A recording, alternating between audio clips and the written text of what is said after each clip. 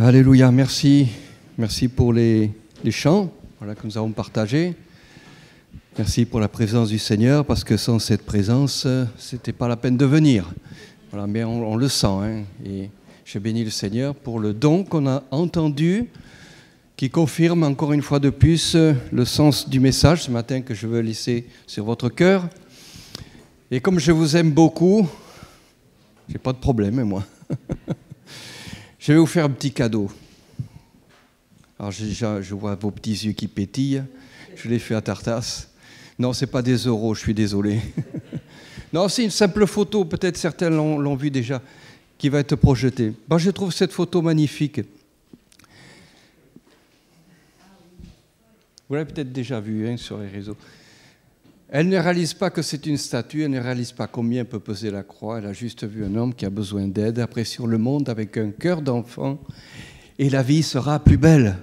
Moi, je trouve, voilà, cette photo à la fois très simple et qui exprime quelque chose de très particulier. Ça vous plaît?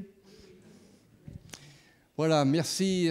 On ne connaît pas qui est cette petite enfant, on ne sait pas qui c'est, mais qu'importe. Elle nous a donné ce matin donc une pensée de la part du Seigneur aussi, que nous apprécions. Merci pour votre compréhension et de partager avec moi cette simple photo. Voilà, ce matin, je voudrais donc partager une pensée du Seigneur, voilà, sur un sujet très particulier.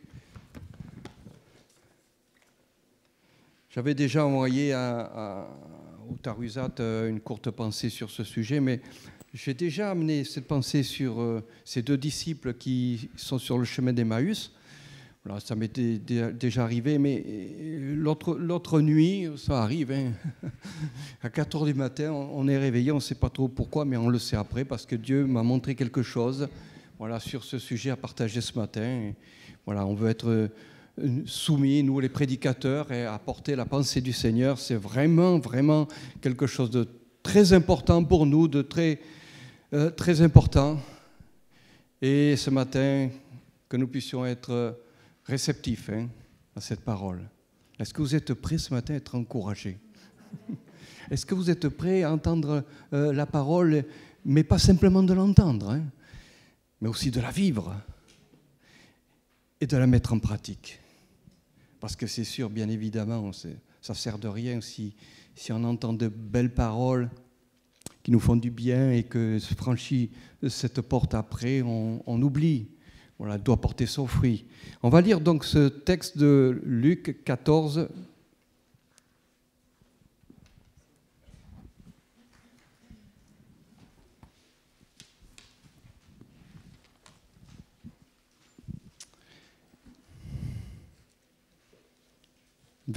Luc 24 à partir du verset 13.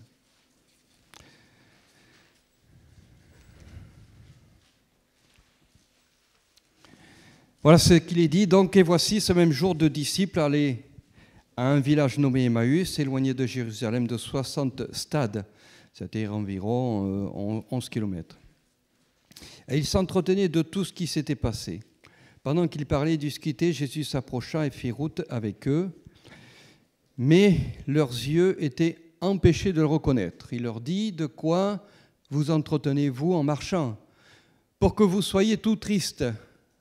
L'un d'eux, nommé Cléopas, lui répondit: es-tu le seul qui, séjournant à Jérusalem, ne sache pas ce qui est arrivé ces jours-ci?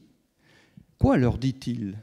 Et ils lui répondirent: ce qui est arrivé au sujet de Jésus de Nazareth, qui était un prophète puissant en œuvre et en parole devant Dieu et devant tout le peuple, et comment les principaux sacrificateurs et nos magistrats l'ont livré pour le faire condamner à mort et l'ont crucifié. Nous espérions que ce serait lui qui délivrerait Israël, mais avec tout cela, voici le 3e jour que ces choses sont passées. Il est vrai que quelques femmes d'entre nous ont fort étonnés. S'étant rendues de grand matin au sépulcre et n'ayant pas trouvé son corps, elles sont venues dire que des anges leur sont apparus et ont annoncé qu'il est vivant. Quelques-uns de ceux qui étaient avec nous sont allés au sépulcre et ont trouvé les choses comme les femmes l'avaient dit, mais lui, ils ne l'ont point vu.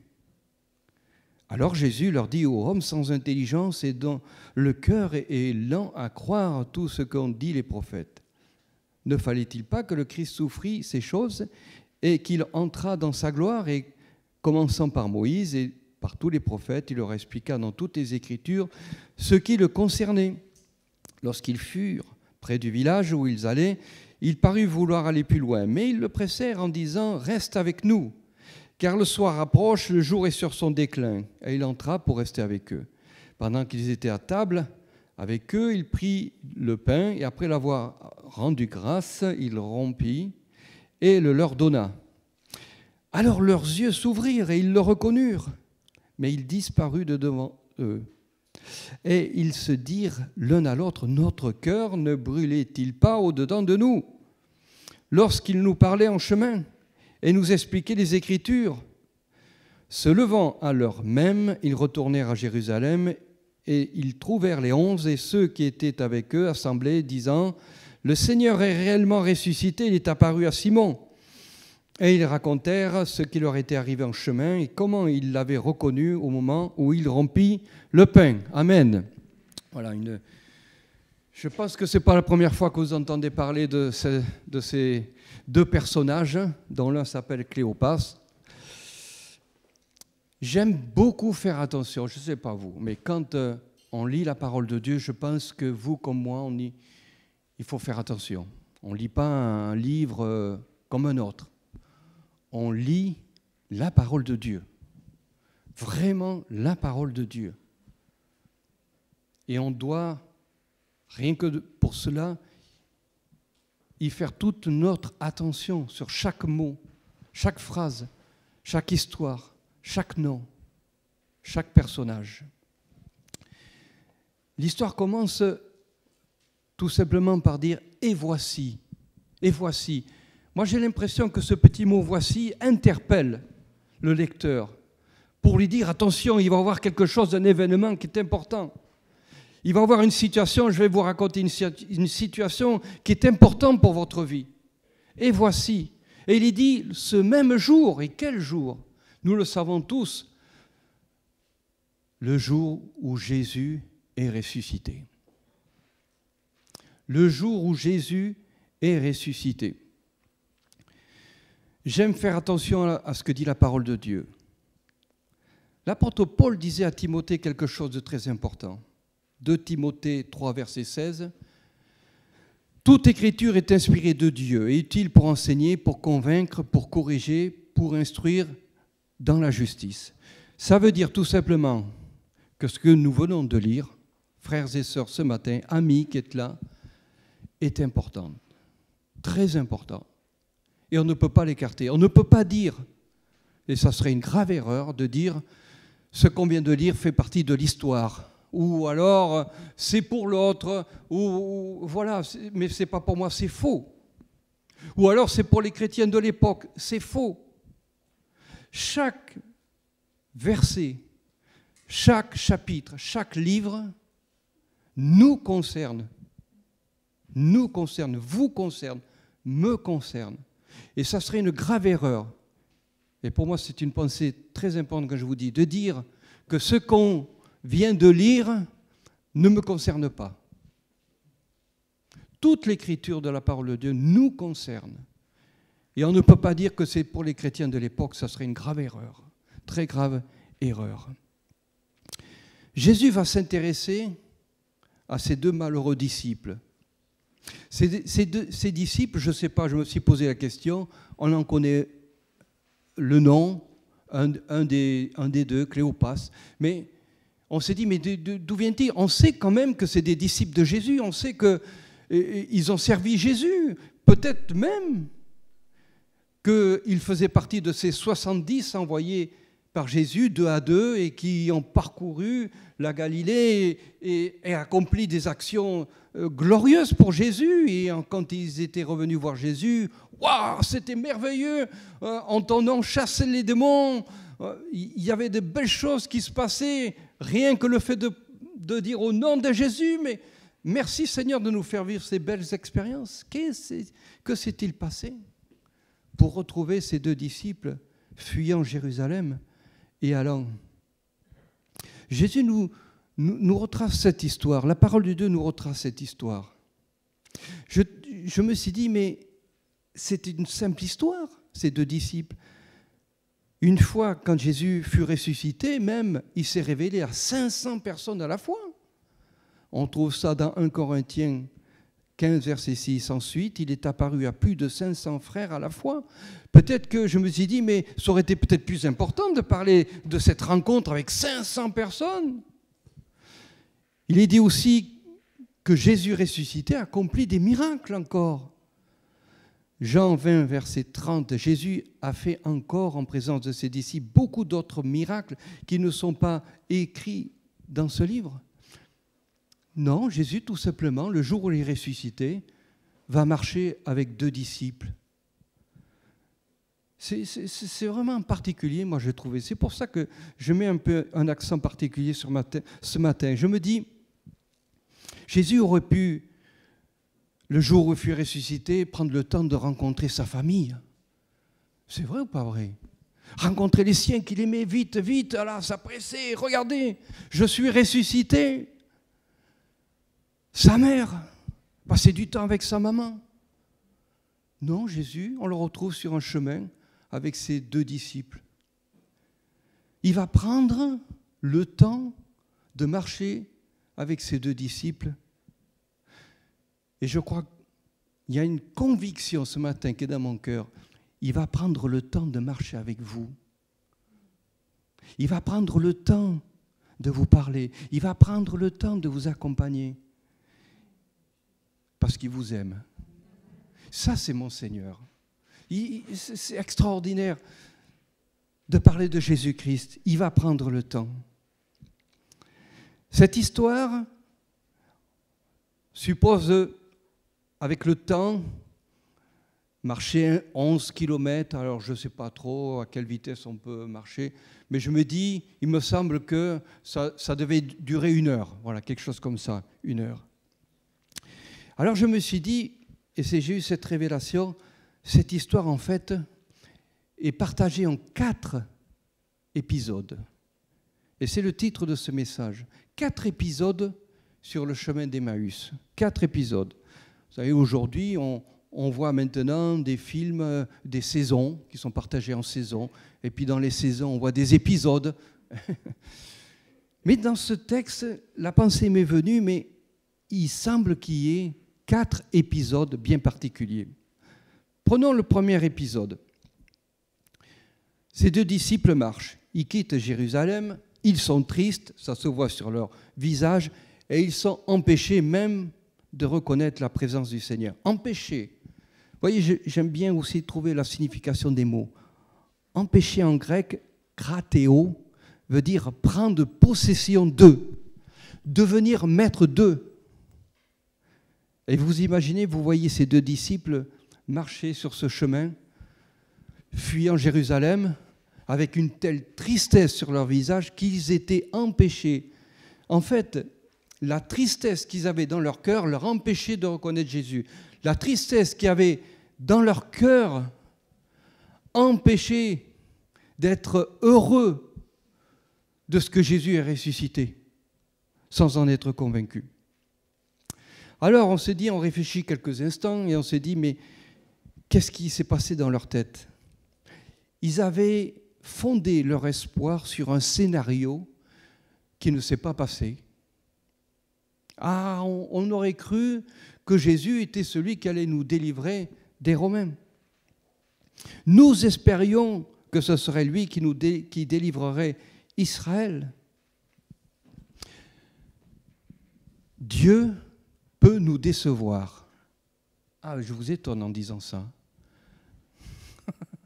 Dieu peut nous décevoir. Non pas, je rajoute, attention, qu'il se trompe, mais dans ce sens où il n'accomplit pas toujours ce auquel nous pensons. Et ça vous est peut-être arrivé. Vous avez prié le Seigneur, une prière de foi, dans une situation particulière et difficile, les choses ne se sont pas passées comme vous l'avez imaginé. Vous-même, vous avez fait le scénario. Ce n'était pas le scénario de Dieu. Ce n'était pas le scénario de Dieu. On voit ces deux disciples qui ne partagent que le côté négatif des choses. Ils s'entretenaient, ils s'alimentaient des choses négatives. Et j'ai remarqué, c'est vrai que quand on a de mauvaises nouvelles, quand on apprend des choses qui ne sont pas encourageantes, c'est plus fort que nous, on a envie de les partager. Non ? On a envie de trouver avec quelqu'un d'autre un secours. Ah, t'as vu ce qui s'est passé ? Partager ce côté négatif qui ne construit pas notre foi, mais qui la détruit plutôt. Ils partagent ceux qui les ont déçus. Et ils le partagent, c'est un paradoxe. Le jour où tout le monde entier aurait dû se réjouir, le jour le plus important de toute la vie de l'univers, Jésus qui est ressuscité pour prouver que le sacrifice qu'il a accompli pour nous est le bon et qu'il est mort une fois pour toutes pour le salut de l'humanité. Moi, franchement, c'est un vrai paradoxe. Un vrai paradoxe. Ils vont partager ce côté négatif. Quand je réfléchissais, je me dis, mais quel côté ? Alors, peut-être que Cléopas disait à son ami, tu te rends compte, tu as entendu, tu as vu quand Jésus s'est écroulé sur ce chemin avec le bois de la croix. Tu as entendu le cri de Jésus quand on a percé ses mains et ses pieds, et c'est vrai. Tu as entendu l'agonie de Jésus quand la croix est tombée dans le trou. Et voyez tout ce côté d'un aspect négatif, mais qui a existé. Certes, c'est vrai, parce que Jésus a souffert, mais il se cantonnait sur ce côté négatif. Ils ont partagé cette agonie. Une question que je vous pose sans vous demander la réponse ce matin. Comment réagissons-nous face à nos déceptions, face à nos problèmes, face aux mauvaises nouvelles, face à nos déceptions, une rupture et bien d'autres choses qui peuvent être lourds dans notre cœur? Et comment et de quelle manière cela occupe notre esprit? Vous avez déjà vécu ces moments difficiles, vous apprenez quelque chose de difficile, et là, vous essayez de chasser cela de votre esprit, mais c'est là, ça revient sans arrêt. C'est difficile d'évacuer cela de notre esprit. Il est là. Et on a l'impression que rien n'y fait. On a beau essayer de penser à autre chose et les choses reviennent pour occuper de nouveau notre esprit. Et peut-être c'est le cas ce matin pour quelqu'un. Comment réagissons-nous envers des événements qui ne se déroulent pas comme on l'avait prévu? Ces événements qui nous rendent tristes. J'ai remarqué une chose, et c'est la grandeur de la parole de Dieu. Emmaüs, j'ai trouvé dans une traduction grecque que ça veut dire aussi ville des bains chauds, bains chauds. J'ai essayé de trouver dans l'histoire, je n'ai pas trouvé, mais s'il y a une signification derrière, c'est qu'il y a une pensée. Je me dis, ces disciples quittent Jérusalem, quittent la présence des leurs, ils sont sur ce chemin, ils font opposition à cette ville de Jérusalem, ville de la paix, et ils vont vers une ville qui s'appelle Bain-Chaud. Je me dis, mais Seigneur, des fois c'est vrai, on veut essayer de trouver la solution vers des solutions palliatives. Peut-être que le bain chaud va nous réconforter un moment, voilà. Mais une fois que ce bon moment est passé, le problème, il est toujours là. La catastrophe, elle est toujours là. Vers des solutions palliatives. Eh oui. Cléopas veut dire toute gloire ou père renommé. Il avait un nom quand même qui avait une certaine autorité. Voilà, tout le monde ne s'appelait pas Cléopas. Et je suis convaincu que ces deux disciples aimaient Jésus. Ils l'ont servi avec foi. C'était des bien-aimés de Jésus. C'était des bien-aimés, c'était des enfants de Dieu. Et pourtant, qu'est-ce qui s'est passé pour les voir sur ce chemin dans une telle situation ? je vais vous dire quelque chose. Il y a des problèmes dans notre vie que seul, et je dis bien seul, Dieu est capable de résoudre. Vous aurez beau essayer de trouver des solutions, mais je peux vous dire que dans certaines situations, seul Dieu est capable de vous donner la solution. Alors, face à cette remarque importante, laissons le Seigneur agir, tout simplement. Laissons le Seigneur agir, parce que c'est lui qui a la solution. Alors peut-être que dans ce premier épisode, vous vous reconnaissez. Voilà, vous êtes là en train de marcher, et puis vous êtes focalisé sur votre problème. OK. Mais je vous invite à passer à ce deuxième épisode. Verset 15, il est dit, pendant qu'il parlait, discutait, Jésus s'approcha et fit route avec eux. On peut s'imaginer donc que Jésus, il avait un aspect glorifié. Ils ne l'ont pas reconnu. Ben, peut-être qu'aussi, avec une telle tristesse dans leur cœur et telle déception, ils ne l'ont pas reconnu. Mais cette personne fait route avec eux. C'était courant à l'époque. Des groupes s'ajoutaient en marchant et bien sûr, il n'y avait pas les automobiles qu'on a aujourd'hui, les moyens de locomotion, c'était pratiquement à pied. Et il commence à y avoir cet échange. Cet échange est intéressant. D'ailleurs, ils diront plus tard, « Ah, c'est vrai que notre cœur, quand il parlait, ne brûlait-il pas au-dedans de nous ?» Alors je dirais que dans ce deuxième épisode, il y a une avancée. Mais pas de changement radical. Ils sont toujours sur ce chemin vers Emmaüs, vers le bain chaud. Ils quittent toujours Jérusalem, ils n'ont pas fait encore demi-tour. Il y a cette avancée. Ils reconnaissent en partageant avec cet homme qui est Jésus. Il est vrai que quelques femmes d'entre nous nous ont fort étonnés. Voilà, ils ne sont pas loin, si près du but, mais ce n'est pas encore ça. Ce n'est pas tout à fait encore ça. Je pense que vous avez fait attention à ce don qui nous a été apporté ce matin. Lors d'une lecture de sa parole, quand nous méditons sa parole, est-ce que notre cœur brûle? Et quand c'est une image, bien sûr, mais à quand cette parole a touché notre cœur? Parce que des fois, on peut lire pour lire. Et des fois, quand on a des soucis, vous n'êtes pas le seul, je vous reconnais, on commence à lire la Bible, on lit un verset, puis on se rend compte au bout d'un moment que notre esprit est déjà parti.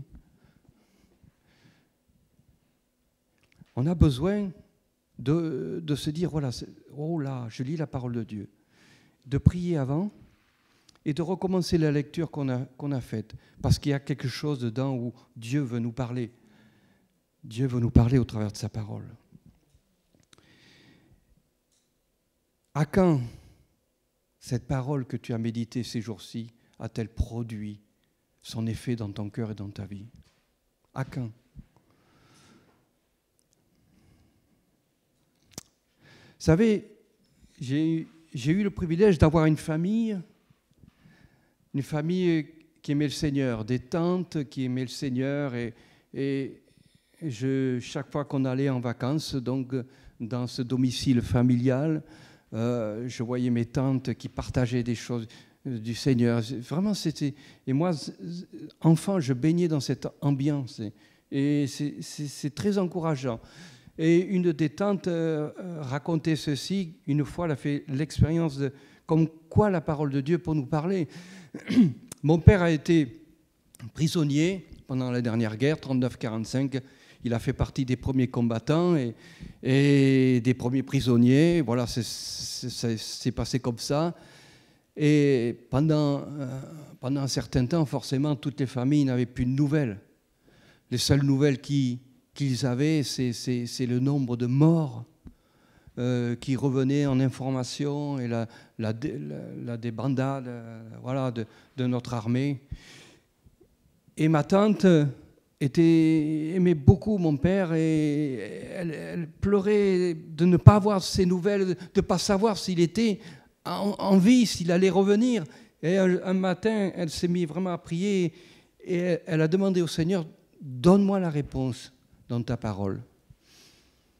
Elle a ouvert la Bible et elle est tombée sur un texte qui disait « Je te ramènerai dans ta famille, dans ta patrie ». Elle a compris. Elle a compris que le Seigneur venait de lui dire tout simplement « Ton frère reviendra ». Et ça a mis dans son cœur une paix incroyable, de telle manière que ça a été fini. La parole de Dieu venait de parler et elle savait que son frère, mon papa, allait revenir. Et c'est ce qui s'est passé. Ce qui s'est passé. Qu'est-ce qui construit notre foi? C'est la parole de Dieu. Nous savons tous ce texte, Romains 10, verset 17. « Ainsi, la foi vient de ce qu'on entend, et ce qu'on entend vient de la parole de Christ. » Elle ne vient pas de nos pensées négatives, mais vraiment de cette parole. Alors, sur ce chemin, dans ce deuxième épisode, il s'est passé quelque chose. Jésus a commencé à leur parler, et leur cœur s'est mis à brûler au long d'eux. Il s'est passé quelque chose. C'est cette histoire, ce deuxième épisode, à un tel point qu'à un moment donné, quand ils sont arrivés au bout, les deux disciples ont invité Jésus, sans le savoir, mais il y a quelque chose qui est bien, on partage vraiment quelque chose d'intéressant, ça nous attire, viens chez nous. Et ils ont invité Jésus. Voilà une très belle décision, c'est celui d'inviter Jésus dans nos cœurs et dans nos vies. Même si on le connaît, même si on connaît Jésus, même si on sait qui il est, c'est bien, je dirais, de temps en temps, voilà, tout simplement, comme un enfant, Jésus, vis dans ma vie encore aujourd'hui.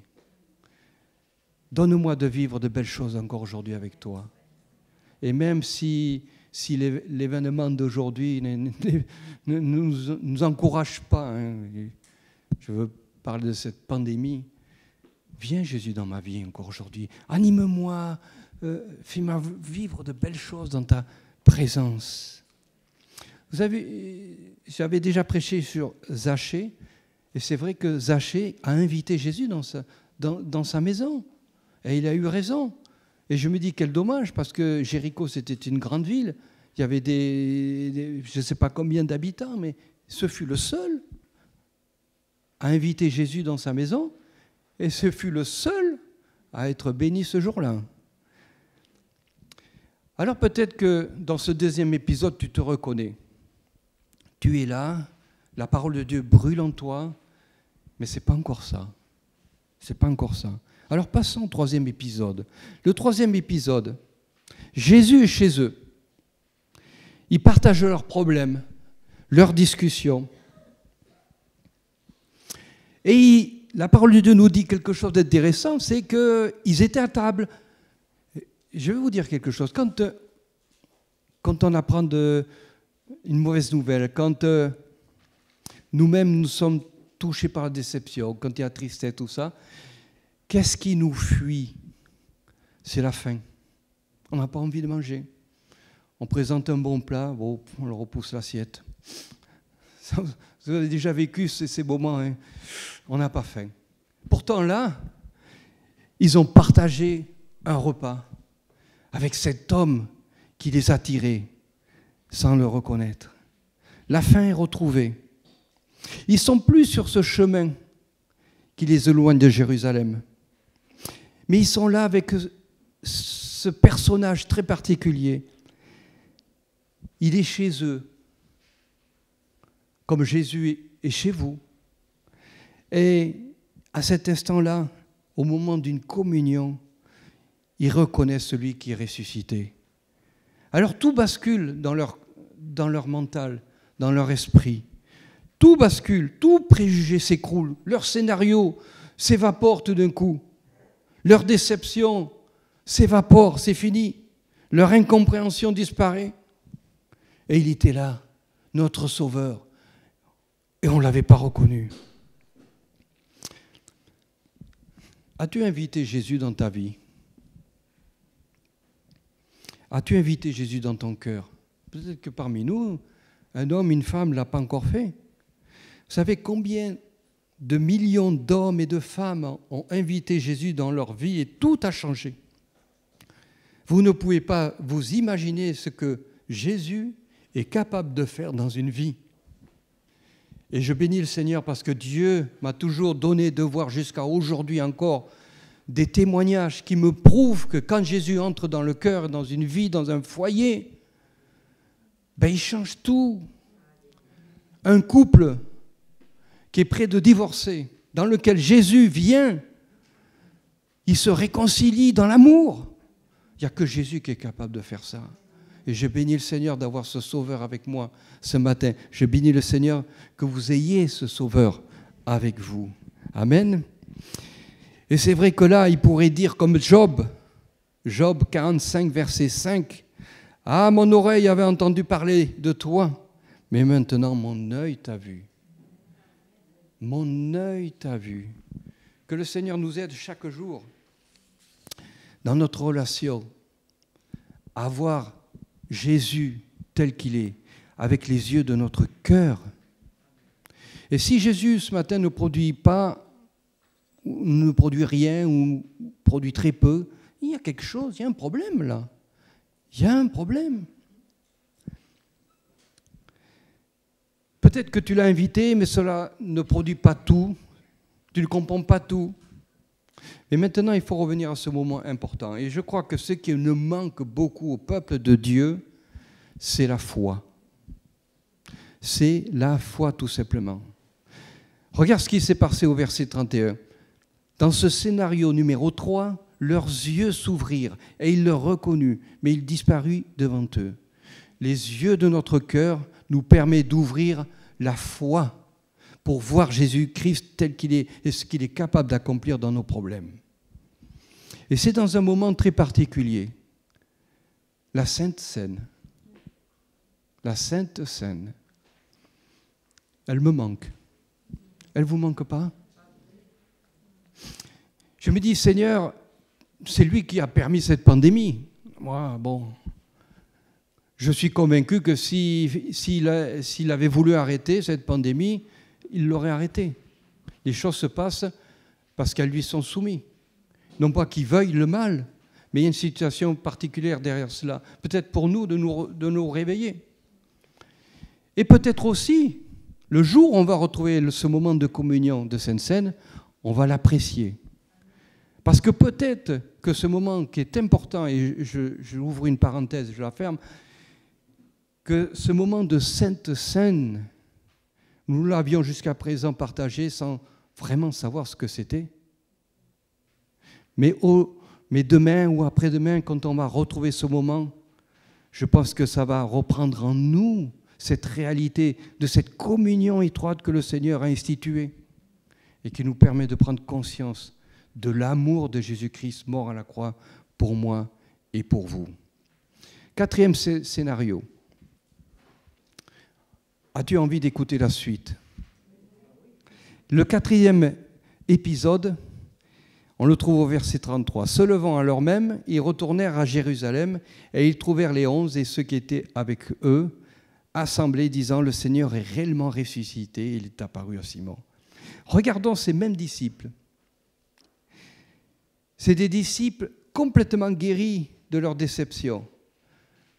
Leur scénario s'est évaporé. Ils reviennent vers Jérusalem, vers la ville de la paix.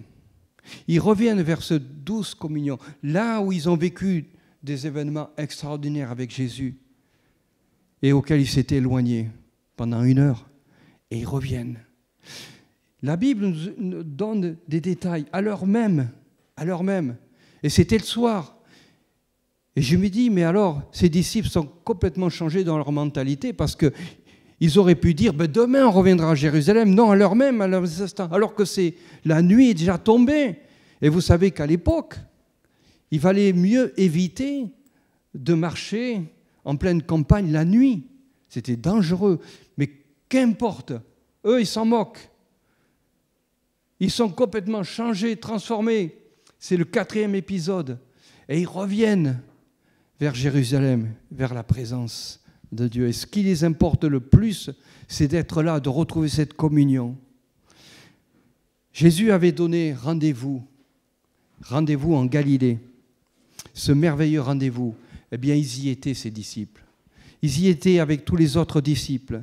Peut-être que je me suis dit, mais même sûrement, ces 2 disciples transformés, changés, dont la tristesse s'évaporait, étaient sûrement parmi ces 140 qui ont été baptisés dans le Saint-Esprit.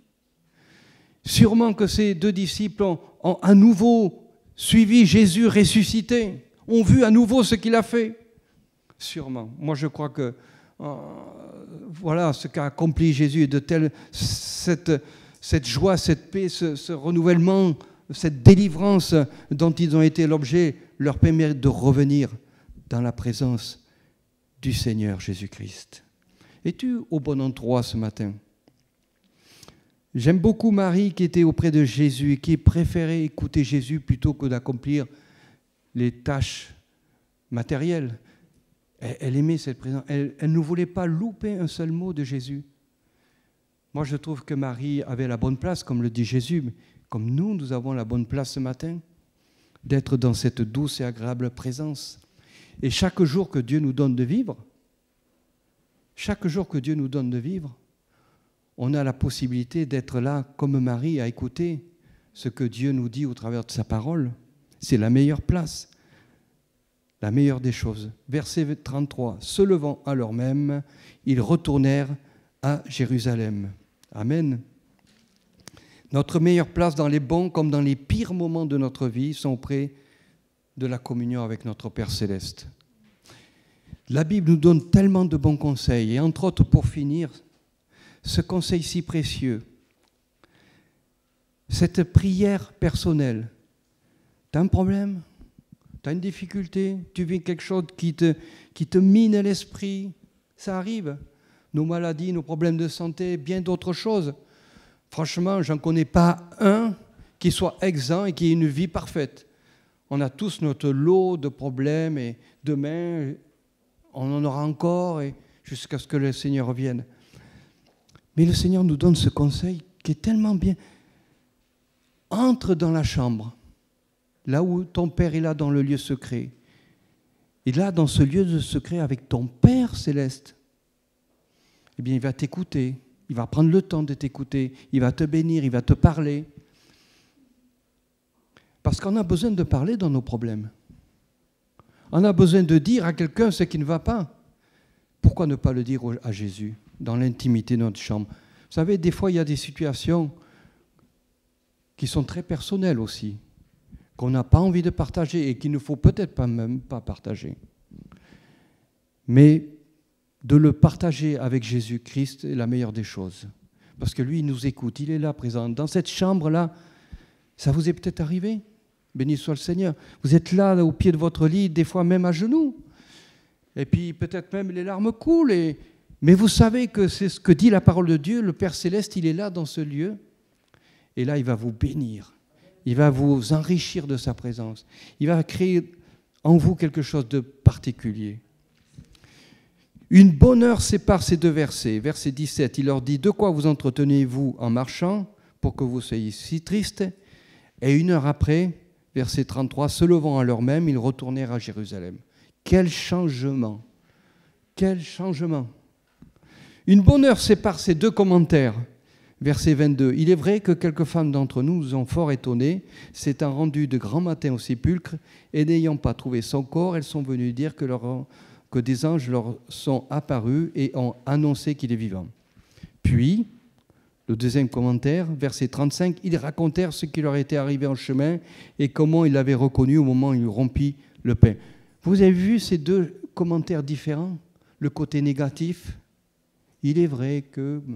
Et le côté positif, waouh, on a rencontré Jésus, il s'est révélé en nous. C'est un changement que le Seigneur nous propose encore ce matin. On va prier quelques instants, on va fermer nos yeux.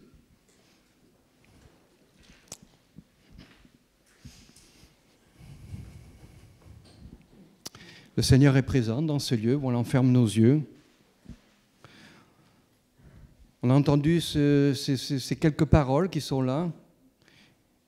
Et le Seigneur sait toutes choses. Hein. Moi, je ne le sais pas, mais lui le sait. Il connaît votre situation, votre besoin du moment. Et peut-être que ça fait des années même que tu soumets ton problème. Peut-être que c'est un problème récent qui te mine ce matin, tout simplement. Peut-être même que tout va bien, mais tu n'as pas encore cette réalité de ce Seigneur ressuscité en toi, que tu ne vis pas avec lui une relation tellement efficace. Peut-être que tu es là ce matin avec ta maladie. Alors laisse-moi te dire ce matin que celui qui est présent au milieu de nous, celui que nous partageons et dans lequel nous croyons, est ressuscité. Il est ressuscité. Et parce qu'il est ressuscité, il va prendre en charge ton problème. Il va ôter ta déception. Il va te donner ces paroles qu'il faut, qui trouvent le chemin de ton cœur ce matin, tout simplement. Alors ce que l'on pourrait faire pour conclure ces moments, c'est de se lever devant la présence de notre Seigneur.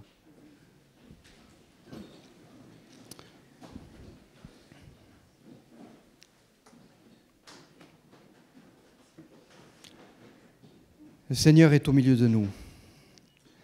Il est vivant. Et nous voulons te rendre gloire, Seigneur, parce que dans tous nos moments difficiles, on sait une chose, c'est que tu as les paroles de la vie.